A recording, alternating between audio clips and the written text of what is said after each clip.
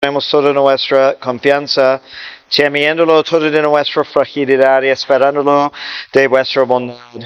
Sed el único objeto de nuestro amor, el protector de nuestra vida, el sostén de nuestra debilidad y la reparación de nuestras faltas, la seguridad de nuestra salvación y nuestro refugio en la hora de la muerte. Amén. Dios te salve María, llena de gracia, Señor es contigo, bendita eres entre todas las mujeres y bendito sea el fruto de tu vientre Jesús.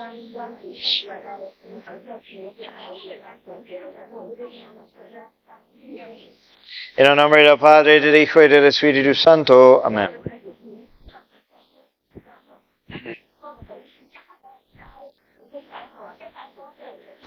Ok, consideramos hoy la resurrección y ascensión de nuestro Señor Jesucristo, su glorificación, su victoria y su exaltación, que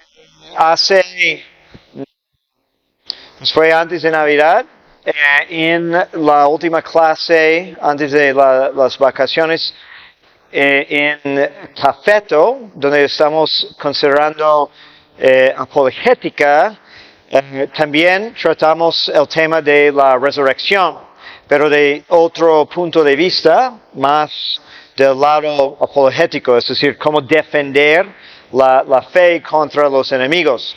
Y aunque aquí también tengo algunos puntos apologéticos, vamos a profundizar un poco más en cuanto a la doctrina, especialmente de Santo Tomás de Aquino.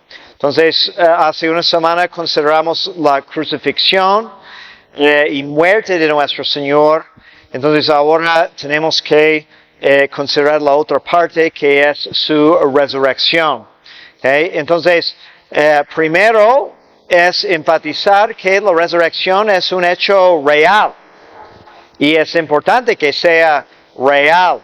¿Okay? No es, como dicen algunos opositores, que es, por ejemplo, hay personas que han dicho eso, es una tendencia de los modernistas, decir que pues la resurrección es simplemente la fuerza de sentimiento y amor en los corazones de los discípulos, ¿no? Que hace tan vivo, ¿no? su memoria, ¿no? Pero no estamos hablando de eso porque eso no nos ayuda en cuanto a nuestra justificación. ¿Okay? Y es un hecho real, corporal e histórico. ¿Okay? Vamos a considerar esos puntos. ¿Okay? También la resurrección es causa de nuestra justificación, fe y esperanza. ¿Okay? Entonces, causa de, no es simplemente algo que enseña sobre nuestra justificación, sino causa nuestra justificación. ¿Cómo es eso? Okay. También la ascensión, que es un misterio más olvidado, especialmente en tiempos más recientes, porque ya ha dejado de ser, por ejemplo, un día de precepto en casi todo el mundo, y lo que pasa es cuando no tenemos que celebrar, cuando no estamos obligados a ir a misa para celebrar un misterio, entonces se disminuye en importancia, ¿okay? Pero la ascensión también es parte de, ¿okay? Entonces hay unidad entre la pasión, la resurrección y la ascensión, que es un solo misterio pascual y realmente no podemos separar uno del otro, ¿okay? Entonces, bueno, hay varios errores. Ya mencioné uno, que es Jesús se resucitó en nuestros corazones, ¿no? Qué bonito. ¿Okay? Pero eso no es. O de hablar de una resurrección simbólica, ¿okay? O de pensar en la resurrección y en la ascensión como mito en el estilo de dioses romanos y griegos, y también nuestro Dios es victorioso y vuela hacia el cielo. No, es más profundo que eso. Okay. Entonces, ¿qué quedaría de cristianismo sin la resurrección de nuestro Señor? ¿Okay? Entonces, es el cardenal, el San John Henry Newman, que dice que la verdadera prueba de nuestra fe es cuánto perderíamos si mañana descubren los huesos de Jesús. ¿Okay? Entonces el punto es qué tan invertidos somos en el misterio de Cristo, ¿okay? Y qué tanto entendemos que su resurrección es clave. Porque San Pablo dice, si Jesús no resucitó de entre los muertos, nuestra fe es en vano. ¿Okay? Y lo que está diciendo Newman es, si realmente cambiaría algo en tu vida, si comprueban de que Jesús no resucitó, porque si descubren sus huesos, entonces no resucitó de los muertos. ¿Okay? ¿Y qué cambiaría de tu vida? Si tu respuesta es muy poco, entonces tu fe es pues muy débil. ¿Okay? Y se dice en la primera carta a los Corintios, San Pablo, si Cristo no resucitó, vana es nuestra predicación y vana también vuestra fe. ¿Okay? Entonces, todo gira alrededor de eso. ¿Okay? Cuando en cuanto a la resurrección de Cristo, entonces tenemos que resaltar algunos puntos, ¿okay? Acerca de esa creencia. Primero, que es una resurrección corporal. Resucitó, no como pensamos que nosotros queremos ir al cielo. Como el alma sobrevive la muerte y vamos al cielo. Sino que salió Jesús en su cuerpo y en su alma, o se reunieron su cuerpo con su alma, ¿okay? Y después fue visto, vivió, predicó, se manifestó, ¿okay? Y es el mismo cuerpo que murió y ahora vive y está glorificado. Eso es importante, hay identidad. Por eso Cristo mostró sus llagas, ¿okay? Y que es un cuerpo real, por eso comió en la presencia de sus discípulos, aunque en la vida glorificada no hay necesidad de comer, ¿okay? Pero tiene la capacidad, es algo que nos muestra la realidad de su cuerpo, ¿okay? Aunque es el mismo cuerpo, es un cuerpo transformado, que es otro punto importante. ¿Okay? Porque también en varias de las apariencias de Cristo no es reconocido al principio. ¿Okay? Pensemos en María Magdalena cuando piensa que es el jardinero, o los discípulos en camino a Emaús que no lo reconocen. ¿Cómo es eso? Entonces hay algo que sigue igual, pero hay algo bastante distinto que puede parecer desaparecido. Y eso es importante. Vamos a considerar que cuáles son las características de ese cuerpo glorificado, porque también, como dice San Pablo, la glorificación de Cristo es el patrón de nuestra glorificación. Entonces vamos a participar en las mismas características del cuerpo glorificado. ¿Okay? Y es un estado, el estado de glorificación es un estado apto para vivir en el cielo. ¿Okay? Porque Cristo también sube al cielo en ese cuerpo. Entonces hay un cuerpo humano, bueno, hay por lo menos 2 cuerpos humanos ahora mismo en el cielo, ¿verdad? Porque también es dogma que la Santísima Virgen subió al cielo en cuerpo y alma.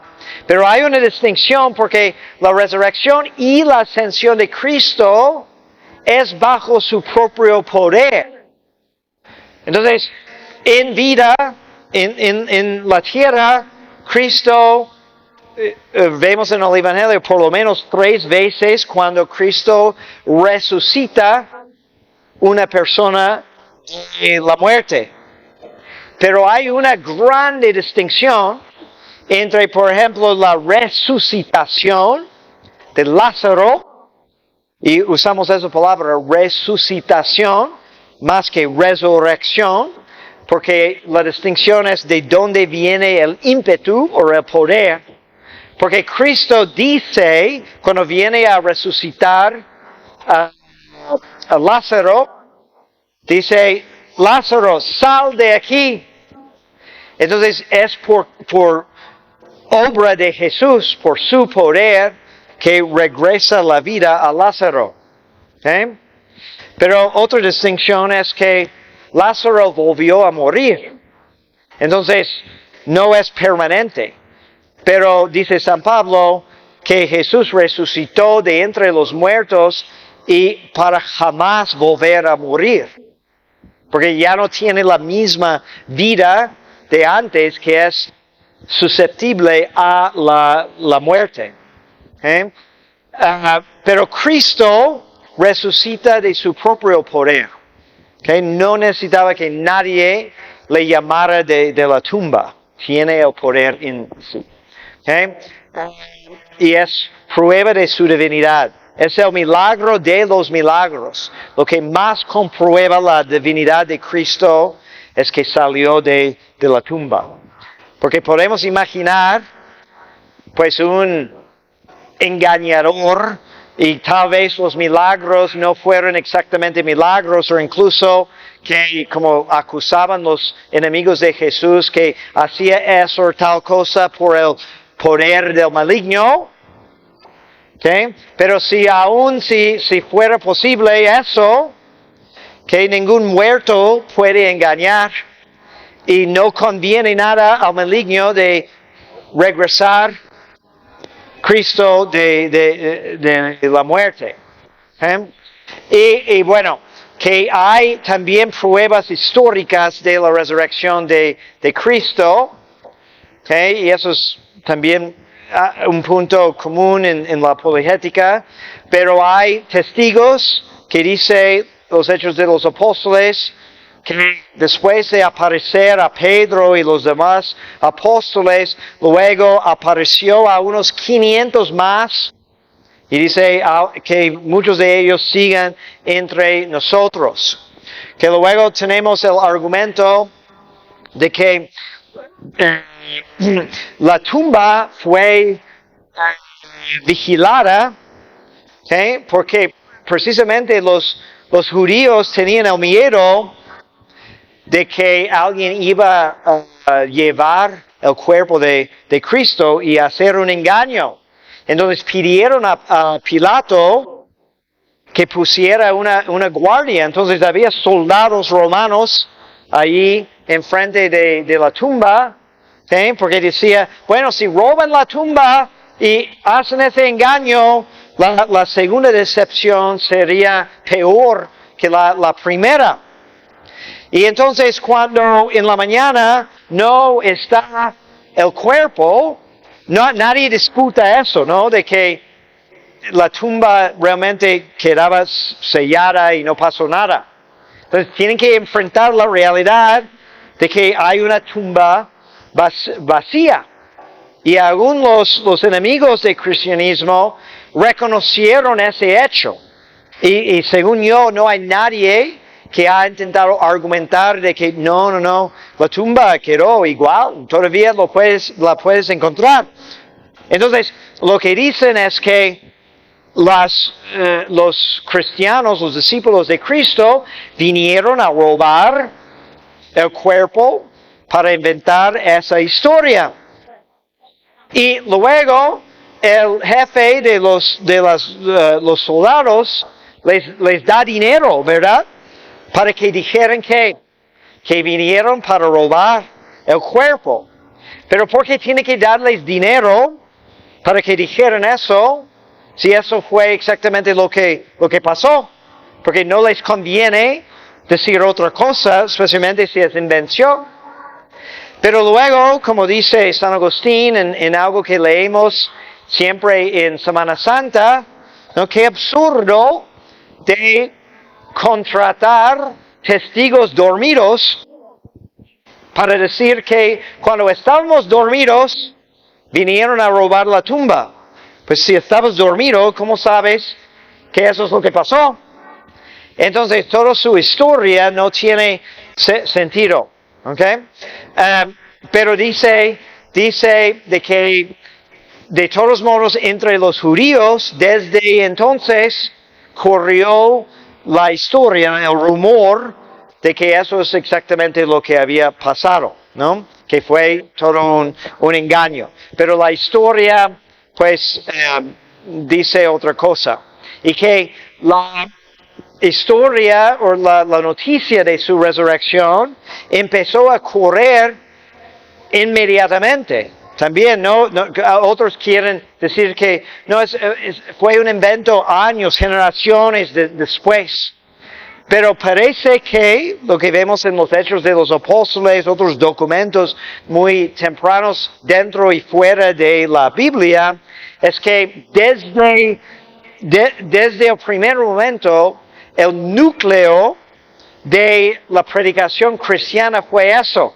Cristo resucitó de entre los muertos. Todo depende de eso. ¿Okay? Bueno, vamos a... Ok, entonces vamos a considerar más a detalle lo que dice Santo Tomás y unos otros autores sobre la resurrección. Okay. Recuerden que habíamos preguntado en la otra clase si fue necesaria la crucifixión. También Santo Tomás pregunta si fue necesaria la resurrección. Y tiene una respuesta muy similar, de que otra vez, que nada es absolutamente necesario para Dios en cuanto a límites, ¿no? Puede hacerlo en la manera que quiera, pero es sumamente conveniente. Entonces es una necesidad moral y salvífica, porque podemos distinguir dos momentos. La pasión destruye el pecado, pero la historia no termina ahí. La resurrección manifiesta la victoria y comunica la vida. Entonces no basta, y muchos cristianos se aturren en ese punto, ¿no? Que solo vemos como el lado, digamos, más negativo, ¿no? Tengo que limpiarme de mis pecados, sí, pero ¿qué sigue? ¿Okay? No está terminado el asunto con solamente quitar los pecados. Tenemos que volver a vivir en una nueva manera. Entonces tenemos que participar en su victoria y vivir su vida. Eso es todo el mensaje de la liturgia en el tiempo de Pascua, ¿no? De que si has muerto con Cristo, también has resucitado y tienes que vivir una nueva vida resucitada junto con Cristo. ¿Okay? Entonces, sin la resurrección, parece que la muerte tiene la última palabra. De hecho, ¿qué dice? ¿Qué sería nuestra fe si no supiéramos de la resurrección, si no hubiera sucedido la resurrección? Bueno, hay figuras en la historia que honramos porque mueren en una manera muy noble. Y tal vez en cierto sentido podemos venerar a Cristo porque pues se sometió a la muerte, que no renegó, etc. Pero realmente su muerte en la cruz es vergonzosa y penosa. Parece ser el fracaso de su mensaje. Si lograron acabar con él. Aún si somos modernistas y decimos, no, pero vive su mensaje y su memoria en el corazón. Pero es de poca fuerza si Cristo se quedó muerto. Sino la resurrección muestra que Dios es más poderoso que la muerte, que es el castigo del pecado. Y eso también es el mensaje constante de San Pablo, ¿no? Que dice, oh muerte, ¿dónde está tu aguijón? Es decir, que el amor ahora es más fuerte que la muerte. Sin la resurrección, nuestra fe, pues hubiéramos sido engañados, ¿no? Cristo predijo su resurrección. Entonces, fe en Él, cuando dice, quien cree en mí no morirá jamás. Lo dice tal cual. Cuando está hablando sobre la Eucaristía, en el discurso sobre el pan de vida. Quien me come no morirá jamás. Entonces, si Él se quedó en la tumba, entonces, ¿qué esperanza tenemos nosotros? Y nuestra salvación sería incompleta porque, pues, si no seguimos Cristo en su victoria, en su subida al cielo, ¿para qué nos sacrificamos tanto? Entonces, la resurrección es el sello divino puesto sobre la obra de la cruz. Y es la manifestación visible de que la muerte ha sido vencida. Por eso Cristo podía tener al mismo tiempo un temor muy real de todo lo que iba a sufrir, sudor, sangre y todo lo demás. Pedía incluso de que le quitara ese cáliz, pero podía enfrentar su crucifixión, porque también sabía perfectamente de que iba a salir de eso. La muerte no iba a ser la última palabra.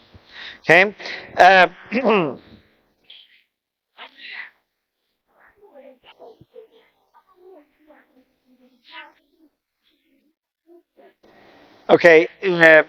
La resurrección es entonces necesaria para la economía de la salvación, okay? No por impotencia de Dios otra vez, sino para que la redención quede consumada y manifiesta. Okay? También la ascensión es parte de eso. Okay? Es conveniencia moral. Okay? La cruz quita la muerte, pero la resurrección restaura la vida. Y vemos eso también en el simbolismo del bautismo, que morimos al pecado, okay? Salimos de la pila ya con una nueva vida de hijos de Dios. Luego, Santo Tomás lo divide más. ¿Qué es? ¿Por qué conviene la resurrección de Cristo? ¿Qué aporta? Y nos da 4 razones principales, ¿no?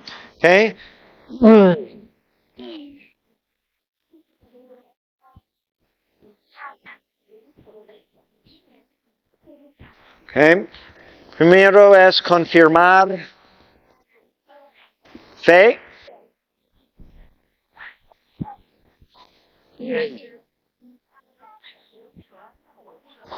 Confirmar la fe. Entonces, nos ponemos en el lugar de los discípulos, que habían dejado todo para seguir a Cristo,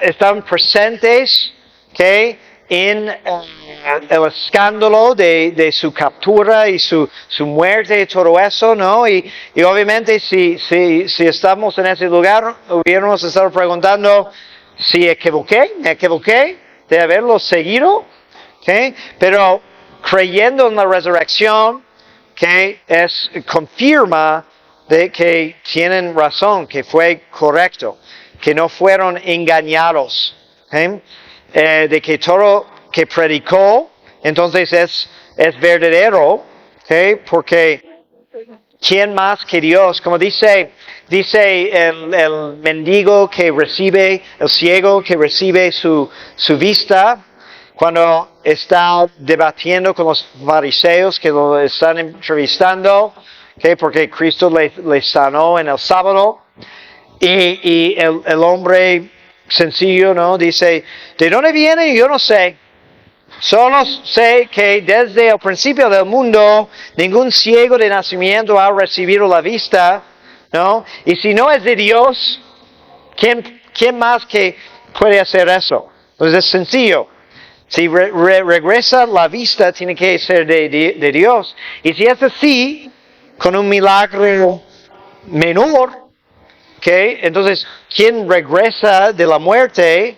Si no es por el poder de Dios. ¿Okay?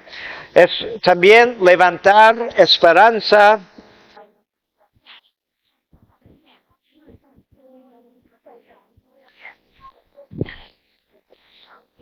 Si Cristo vive, también nosotros viviremos. No hay nadie que no tiene nada de temor de la muerte. ¿Okay? Es un instinto que huimos de la muerte. Nuestra fe nos puede fortalecer. ¿Okay? O también a una parte de la fe vemos algunos ejemplos de personas pues fuertes y que cuando es inevitable la muerte, como Sócrates, por ejemplo, que acepta con resignación.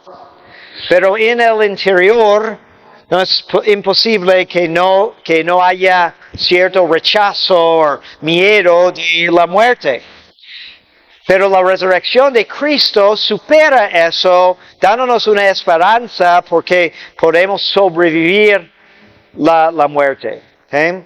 Entonces la esperanza del cristiano no es simplemente la sobrevivencia del alma, es más, porque los filósofos también creían eso. Sócrates predicaba de que el alma es inmortal.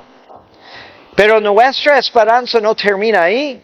Nuestra esperanza es para volver a vivir en el cuerpo, en una nueva vida resucitada.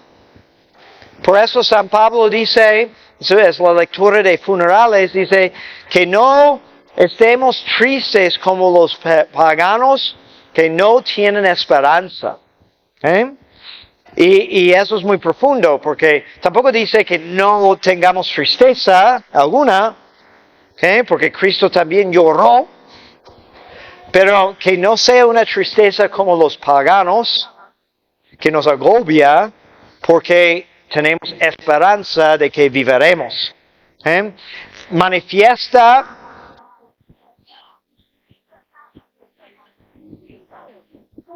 su divinidad. Eso ya comentamos. ¿Quién más que Dios puede resucitar de la muerte?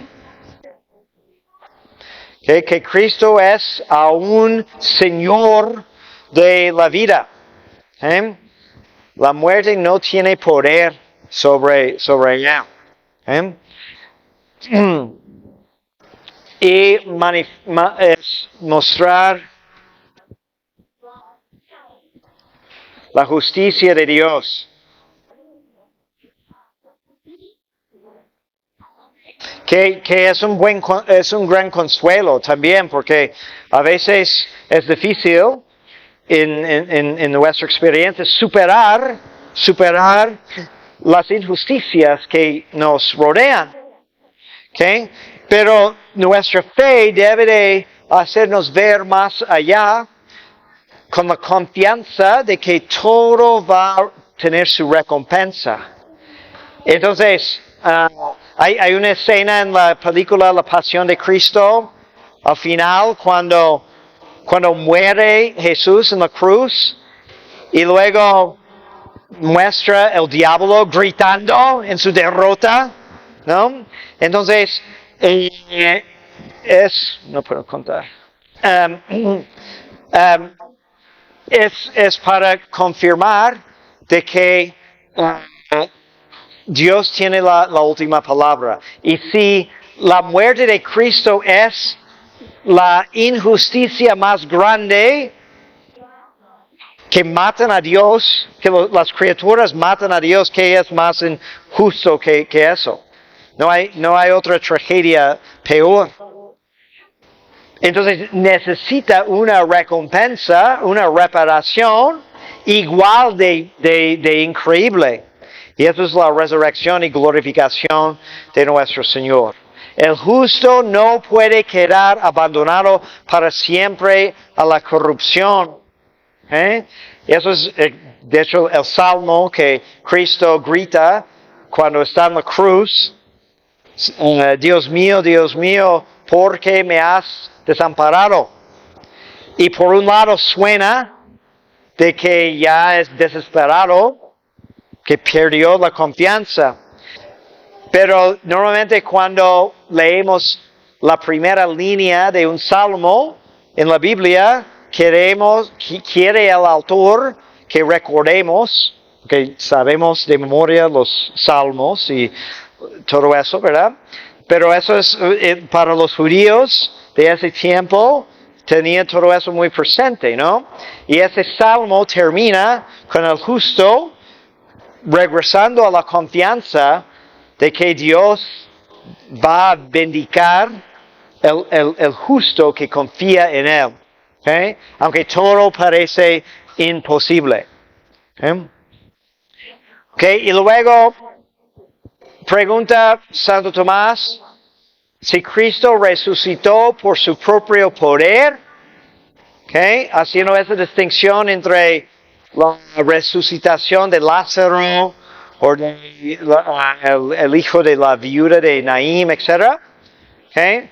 Y dice, sí, fue por su propio poder. ¿Okay? De hecho, en algunos lugares en la Escritura dice que fue el Padre que resucitó a Cristo. ¿Okay? Y en otro lugar dice es que Cristo resucitó por su propio poder. ¿Okay? Pero podemos entenderlo como una sola cosa, porque como Dios, Cristo resucita por su propio poder, en su naturaleza divina. Pero como hombre fue el poder de la divinidad en él que resucitó también su naturaleza humana. No hay contradicción, porque la resurrección es una obra de toda la Trinidad. Pero la persona del Hijo posee el poder divino. Y fue el mismo cuerpo que resucitó. Tiene identidad numérica del cuerpo. Dice, parte de la profecía es que Dios no abandonará a su justo a la corrupción. Entonces, su cuerpo no empezó a pudrir, se quedó intacto y restaurado y glorificado, excepto lo que Él mismo quiso dejar. Entonces, entendemos que tenía, porque nos dice claramente la Escritura, que tenía las marcas de las llagas, que fue la manera en que, por ejemplo, Santo Tomás lo reconoció. Pero también nos da a entender que no quedó con todas las marcas de su pasión. Recuerden de que fue azotado horriblemente, que cayó varias veces, etc. Entonces todo eso fue restaurado, pero como trofeos de victoria, quiso quedarse con las llagas de los clavos de la crucifixión. Bueno, dice San Tomás, si fuera otro cuerpo, si Dios decidió darle otro cuerpo cuando resucitó, entonces no sería exactamente pues la misma persona, sino sería como un reemplazo. Y bueno, es interesante el reconocimiento progresivo de los discípulos.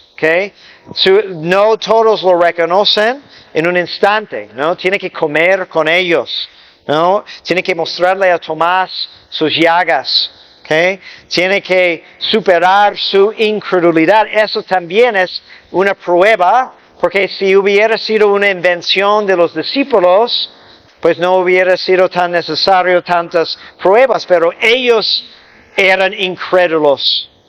Estaban a punto de perder la esperanza y la fe, y viene Cristo para mostrar su resurrección.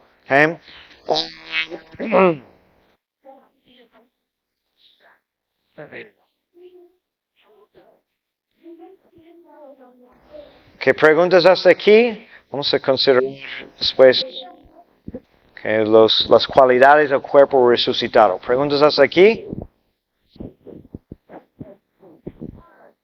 ¿Todo bien? Okay.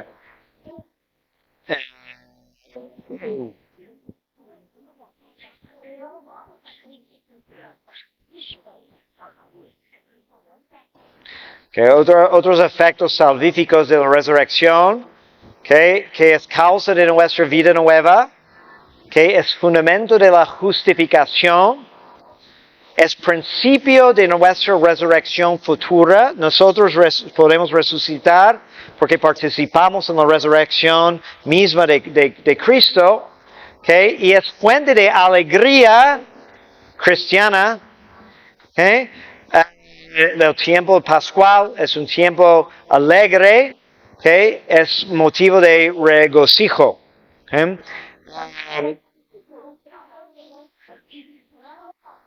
Entonces, la resurrección actúa en nosotros cuando estamos incorporados en Cristo a través del bautismo.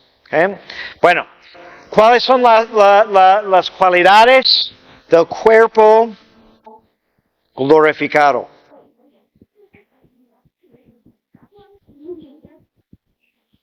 Que es patrón de nuestro cuerpo glorificado. Primero, que tiene impasibilidad.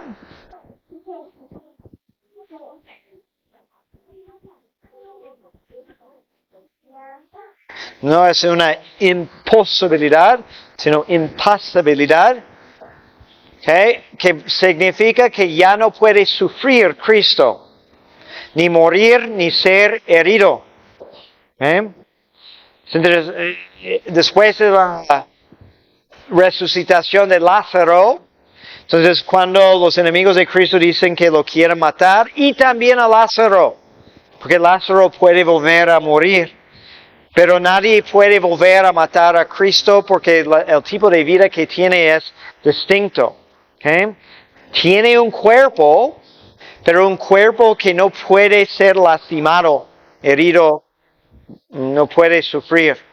El cual tendremos también nosotros en la resurrección. Es algo que realmente no podemos imaginar porque el mero hecho de estar en la carne significa que nos pueden hacer daño, que podemos enfermar, que tenemos esa debilidad. Luego tiene claridad. Claridad, podemos imaginar cómo era Cristo en la transfiguración.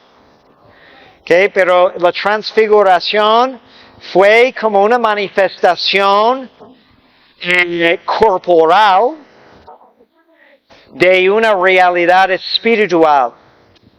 Entonces,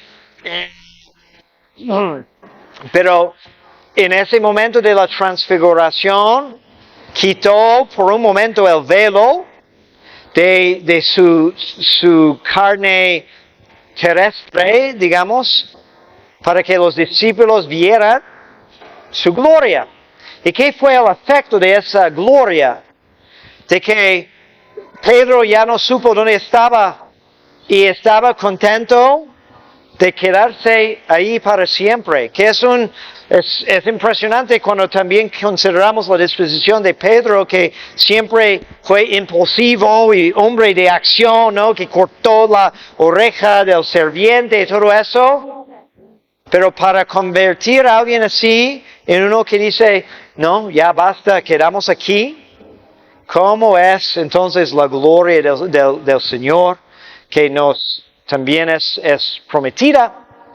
Entonces no es simplemente un brillo físico vulgar, más bien debemos de pensar en esa cualidad como una hermosura que nos captiva Y también entre las características de belleza, cuando la consideramos filosóficamente, es brillo, es claridad. Entonces, la belleza no debe ser algo que unos cuantos solamente pueden reconocer, sino obvio y manifiesta a todos. ¿Okay? Entonces, eso es pleno en la hermosura clara de Cristo en su cuerpo resucitado. También nosotros vamos a participar en eso. Solo que también dicen los teólogos de que la claridad que tendremos nosotros en la resurrección va a ser una consecuencia directa de la caridad del alma. Es decir, entre más santo es el alma, más hermoso será el cuerpo glorificado. Entonces no es simplemente una característica física como en esta vida, ¿okay? Sino porque también conocemos personas que a lo mejor son muy hermosas espiritualmente, pero tal vez no tanto físicamente. Y sí insistimos que más importa la belleza interior, pero no es siempre tan fácil reconocer o ignorar la apariencia física, pero no habría ese contraste en la resurrección porque lo que causa la belleza del cuerpo es precisamente la santidad del alma. Luego tiene agilidad.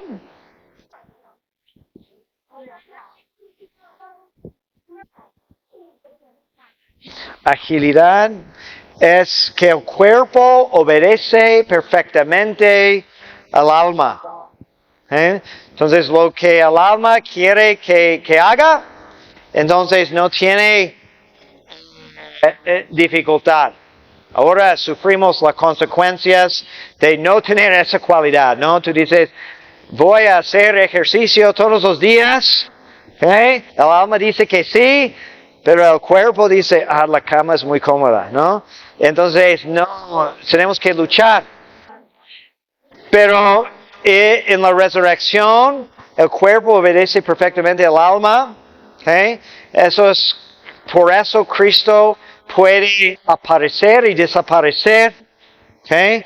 De que puede estar en un lugar y luego en otro lugar. Se mueve sin limitaciones, ¿no? Como los ángeles que también muevan, aunque no tienen cuerpos ellos, pero están presentes según el punto de acción, que están actuando aquí o aquí. En ese sentido hablamos de su movimiento, pero se mueven con la rapidez de pensamiento, ¿no? Y así puede hacer Cristo con su perfecta agilidad. Y luego es sutileza.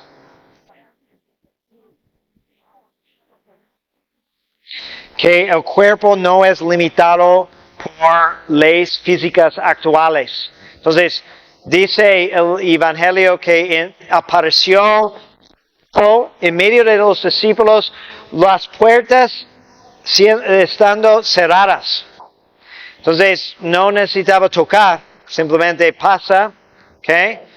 Pero con un cuerpo. Entonces, eso también es algo que no podemos imaginar en la situación actual, porque un cuerpo físico impide que pase otro cuerpo físico. Pero con la gloria no hay obstáculo.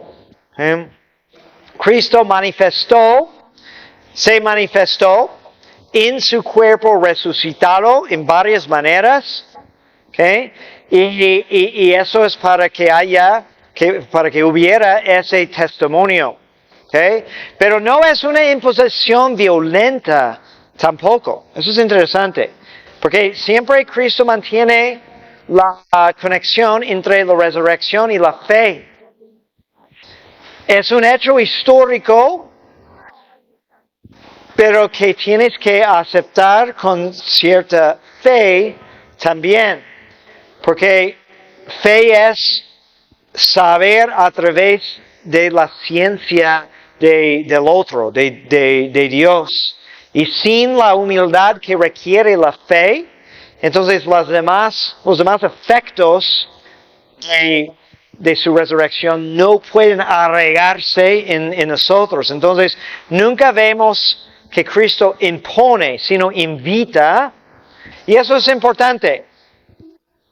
¿Okay? Entonces, primero, Cristo se manifiesta a sus apóstoles porque tienen el papel de anunciar la resurrección, aunque también en el Evangelio de San Juan parece que las mujeres, son las mujeres que traen el testimonio a los apóstoles. Entonces, como María Magdalena es conocido como apóstol de los apóstoles, porque es ella que trae el testimonio, y luego van corriendo Pedro y Juan para averiguar. Y ellos tienen que saber de primera mano, porque va a ser su deber de anunciar la nueva de la resurrección. Pero luego empieza a manifestarse a más discípulos que son capaces también de transmitir fielmente lo que vieron. Pero ¿por qué? Por ejemplo, si los judíos dudaban tanto de su resurrección, ¿por qué Cristo no apareció a ellos? Pues por lo mismo de que necesitan fe para captar. Porque hay una parábola donde Cristo habla de eso, que es la parábola de Lázaro, el rico y Lázaro. ¿No? Y es que hay el pobre que está mendigando fuera de la casa de un rico, cuyo nombre no sabemos. Y nada más quería las migajas que caían de la mesa y tenía envidia incluso de que los perros podían comer de lo que caía de la mesa y él no. Entonces cuando muere y Lázaro va a Abraham para esperar la resurrección y luego cae en el infierno el rico y el rico está rogándole a Dios que puede ir a sus hermanos para avisarles lo que le va a pasar. Y dice Dios, no importa, porque tienen Moisés y los profetas que ya tienen todo lo que necesitan saber. Y dice, no, pero si uno de los muertos regresa para decirles, van a creer. Y dice Dios, no. Porque si no han querido creer a Moisés y los profetas y la ley, aun si alguien resucitara de los muertos, no van a creer. ¿Por qué? Porque es más una cuestión de la condición de su corazón. Entonces es por eso que Cristo nunca se apareció a sus enemigos, porque no estaban dispuestos a creer. ¿Okay? Porque la resurrección exige apertura interior. Y la fe no puede nacer de un milagro forzado. A veces un milagro puede ser la ocasión, pero aún en los milagros que hacía Cristo en vida, antes de hacerlo quería una pequeña muestra de fe. ¿Sí? Entonces a veces podemos renegar que porque alguien no se convierte, porque Dios no se manifiesta más a esas personas. Y realmente Dios está tratando de enseñarnos más fe, porque si Dios ya sabe la disposición de su corazón, y a lo mejor les va a ser peor si Dios le hace un favor tan grande, de todos modos lo van a rechazar. Entonces,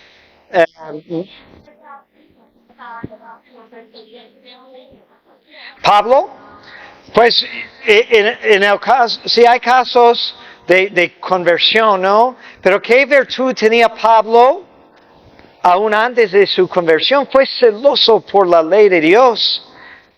solamente como mal la entendía. Entonces, hay personas que aún no llegan a la fe, pero tienen muchas otras cualidades que les recomiendan. Están tratando de hacerlo mejor en lo que entiendan. Creo que eso fue precisamente el caso de Pablo, porque él puede decir después en una de las cartas que cuando dice, yo tengo todo esto que me recomendaba, ¿no? Soy fariseo, hebreo, circuncidado, etc., ¿no? Y en cuanto a la ley, impecable, ¿no? Intachable. Quería ser todo muy perfecto. ¿Eh? Pero hay otros que aman más a sí mismo. Entonces, no creo que eso fue el caso. Pablo no perseguía a la iglesia por soberbia, tanto por un celo todavía incorrecto. Pero hay muchas personas que su amor principal es uno mismo, entonces no hay donde entra Dios.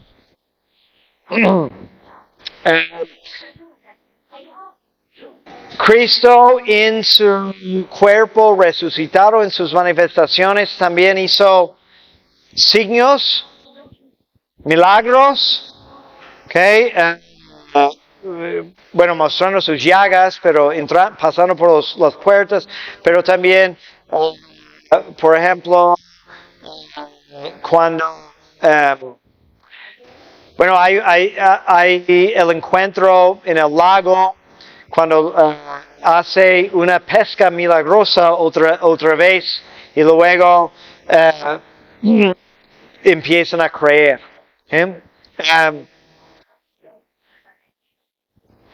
Okay, y los efectos de la resurrección, okay, la resurrección comunica vida de gracia y la nueva creación. Okay. La resurrección que causa nuestra futura resurrección como primicias. Okay. Lo que ocurrió en él ocurrirá en nosotros, como es cabeza de la humanidad. Y confirma la fe, es un hecho de que Cristo vive actualmente, entonces nosotros también vivimos con esa fe y también esperanza de que la muerte no es la última palabra.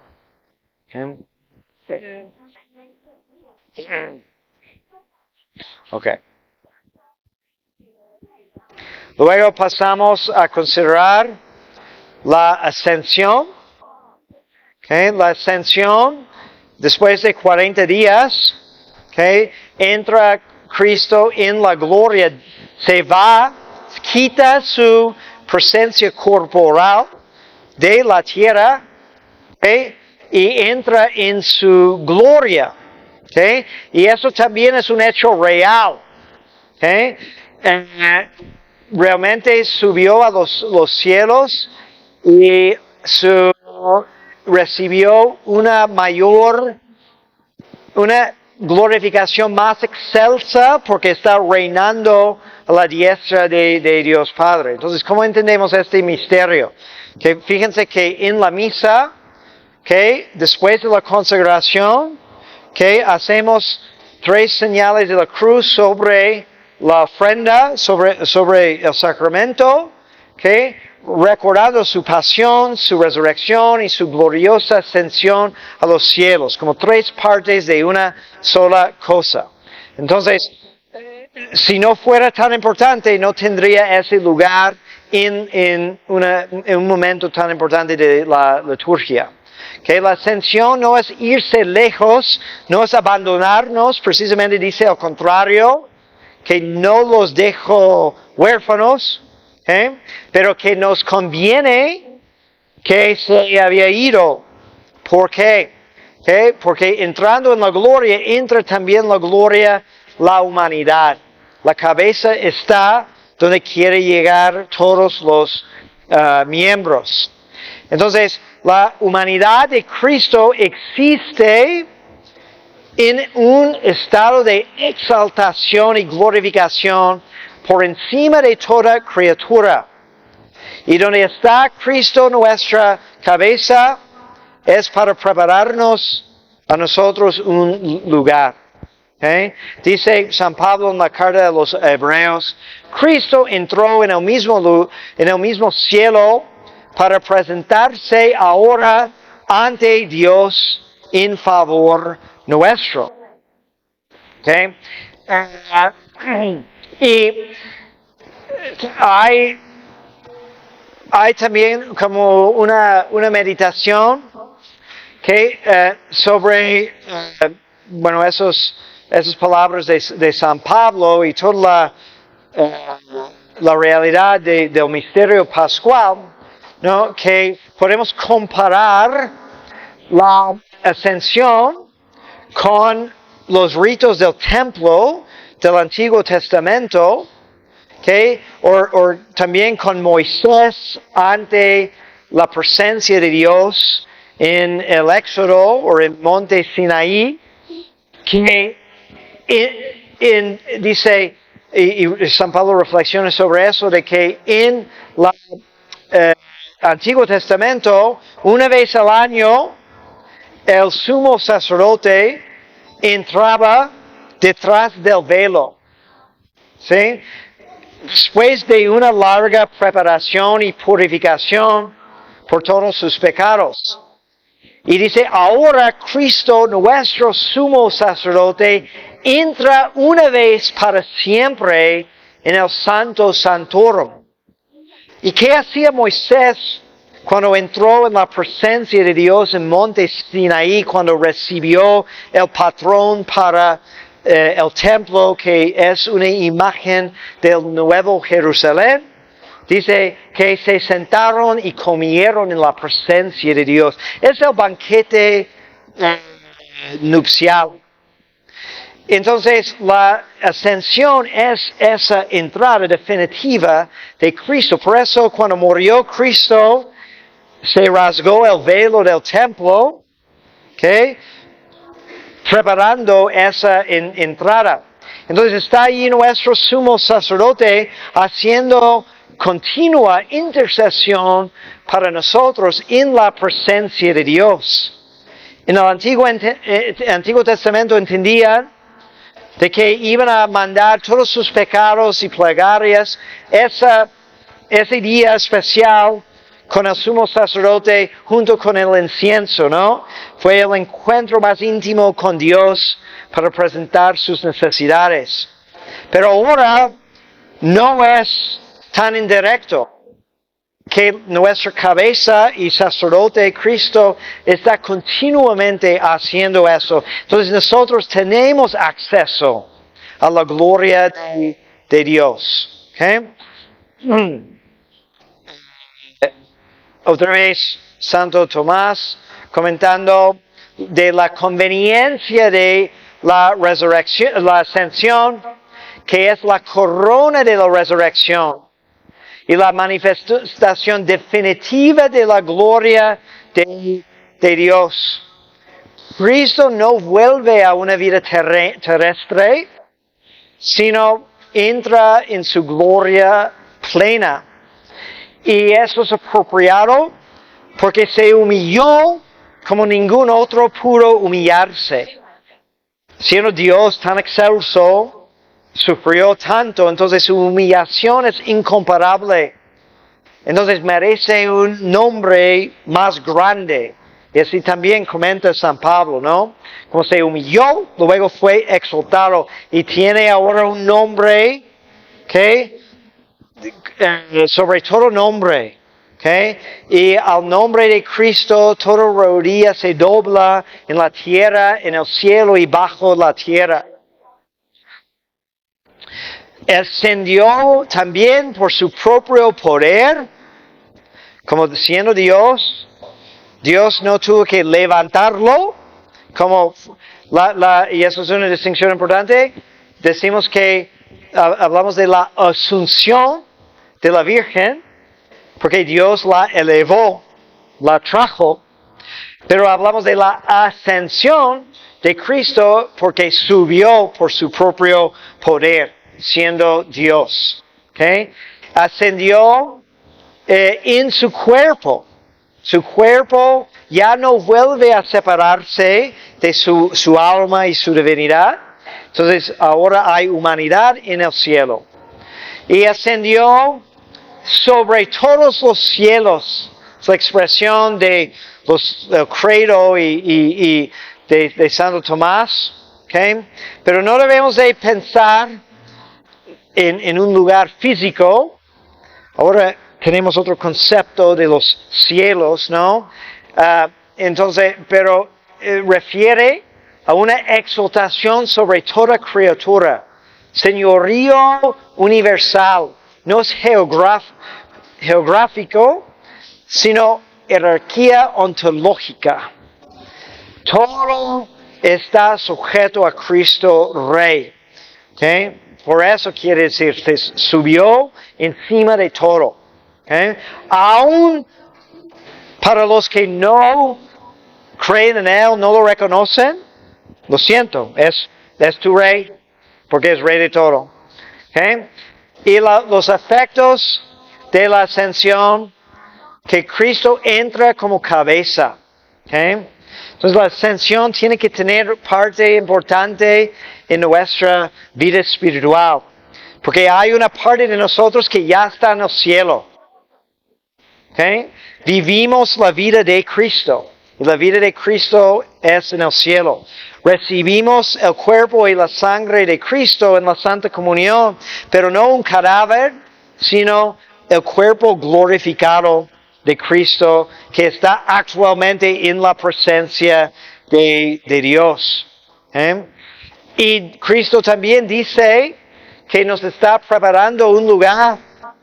Si hubiera quedado parte de cómo entendemos la conveniencia de su partida, es de que si hubiera quedado en la tierra, todavía hubiéramos tenido una expectativa demasiado terrestre.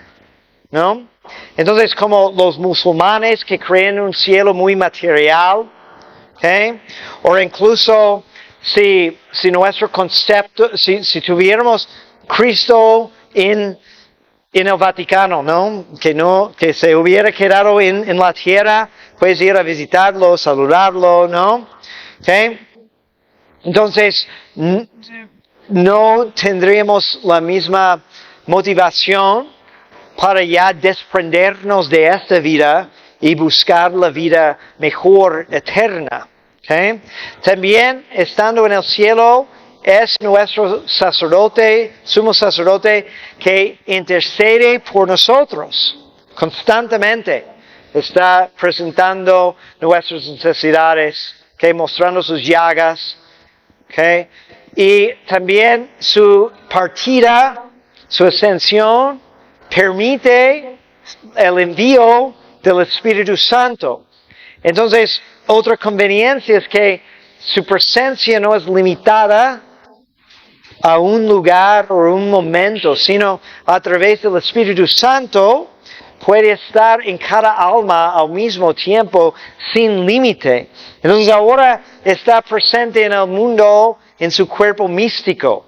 La misión de Cristo continúa en su iglesia, de la cual todos somos miembros. Y la extensión de la vida de Cristo depende de nosotros vivir esa vida de Cristo actualmente. Entonces realmente es una presencia mayor, más poderosa. Okay. Bueno, ha habido varias herejías sobre la resurrección que ya mencionamos.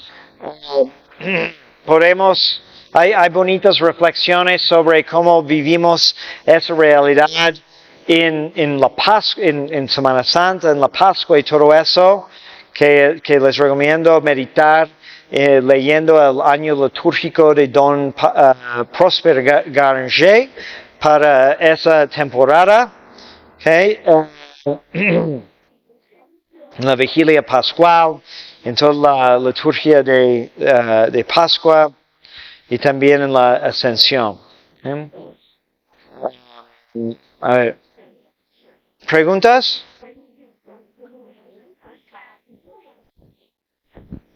Unos minutos. Padre, yo no entendí cómo es que vivimos la vida de Cristo. Porque en el bautismo morimos a la vida de pecado. Es como Adán fue cabeza de la primera humanidad, ¿okay? Que ya es condenada a la corrupción por el pecado, con sus tendencias, sus debilidades, los castigos. Por elegir a Cristo y ser bautizados, entonces estamos incorporados en una nueva vida, ¿okay? Y decidimos de pertenecernos al nuevo era que es Cristo. Entonces, toda la vida de Cristo es también parte de nuestra vida porque somos miembros de Cristo a través del bautismo. Todavía en esta vida estamos sujetos a las leyes de la tierra porque pues estamos viviendo esa prueba y peregrinación, pero lo que debe de prevalecer y predominar es el instinto, el movimiento hacia la vida celestial. Esa es la suprema lección de la resurrección y la ascensión, de que ya no debemos de ser motivados por los instintos de la carne, las cosas de este mundo, porque todo va a desaparecer, todo va para destruirse, mientras nuestra vida es escondida, que dice San Pablo muy hermosamente, ¿no? Porque tu vida está escondida en Cristo, nuestro Señor. Benedictio omnipotentis Patris et Filii et Spiritus Sancti descendat super vos et manet semper. Amen.